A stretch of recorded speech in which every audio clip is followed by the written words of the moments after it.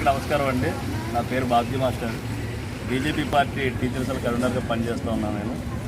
ఇవాళ చలివేంద్రాల గురించి మనందరికీ తెలిసిన విషయమే. ఎందుకంటే ఒక చోట చలివేంద్రం ఓపెన్ చేసి ఆ తర్వాత ఎవరో పెద్ద ఆయన్ని వెళ్ళడం, తర్వాత 2 రోజులు 3 రోజులు పోయిన తర్వాత మూలపడే పరిస్థితి జరుగుతూ ఉంటుంది. కానీ దానికి భిన్నంగా అమ్మ నాన్న చారిటబుల్ ట్రస్ట్ అంటూ మొట్టమొదటిసారిగా పెట్టడం జరిగింది. ఆయన రిటైర్డ్ ఎస్ఐ గారు రుద్రబాబు గారి ఆధ్వర్యంలో గవర్నమెంట్ హాస్పిటల్ పరిధిలో మంచినీళ్ళకి ఇబ్బంది పడుతున్నారు. ఇప్పుడంటే కొన్ని పెట్టారు, తర్వాత మనం స్టార్ట్ చేసిన తర్వాత పెట్టారు. పరిధిలో ఇబ్బంది పడుతున్నారన్న పరిస్థితి ఆయన కనిపెట్టి ఇక్కడ చలివేంద్రం పెట్టినట్టయితే బాగుంటుందని మన అందరూ ఫ్రెండ్స్తో మనం చర్చించిన తర్వాత హాస్పిటల్ వారితో డిస్కస్ చేసి ఇక్కడ చలివేంద్రాన్ని ఓపెన్ చేయడమే కాకుండా రోజు కంటిన్యూస్గా 24 గంటలు కూడా ఇక్కడ చలివేంద్రాన్ని మనం ఓపెన్ చేసి మంచినీళ్ళు సప్లై చేస్తున్నాం.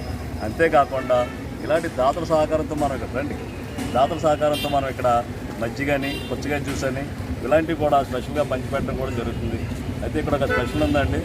అయితే మేమందరం ఇదివరకు పార్టీలో ఉన్నాము, పార్టీలో నాయకులుగానే ఉన్నాము. కానీ ఇప్పుడు ఏంటంటే ఇక్కడ సర్వీస్ చేసిన వాళ్ళు ఎవరైతే ఉన్నారో వాళ్ళందరూ కూడా గవర్నమెంట్లో కూడా వెళ్ళాం.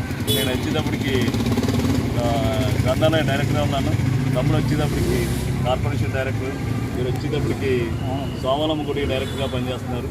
మేమంతా కూడా ఇక్కడ ఇదివరకు సేవ చేసి ఉన్నాము, సేవ చేస్తున్నాం కూడా. ఆ సెంటిమెంట్గా కూడా మన వాళ్ళందరూ కూడా ఇక్కడ యూజ్ చేస్తున్నారు. అంతేకాకుండా మన వాళ్ళు, మన పార్టీ వాళ్ళు ఎవరైనా కానీ పుట్టినరోజు కానీ ఒక్కటి ఏదైనా శుభోదయం కానీ లేదా సేవ చేయాలని ఉద్దేశం ఏమైనా ఉన్నట్టయితే కనుక ఒక మంచి వేదిక ఏదైనా ఉన్నట్టయితే కనుక అమ్మ నాన్న చారిటబుల్ ట్రస్ట్ ఇది ఇక్కడ రుద్రబాబు గారి ఆధ్వర్యంలో మంచిగా జరుగుతుంది. కాబట్టి అందరూ కూడా ఈ అవకాశాన్ని కూడా వాడుకోండి. ఈ అవకాశం ఇచ్చిన రుద్రబాబు గారికి మా ధన్యవాదాలు. ఎందుకంటే అమ్మా నాన్న చారిటబుల్ అంటే అమ్మా నాన్న పేరు మీద ట్రస్ట్ పేరు ఇచ్చింది ఎక్కడా లేదు.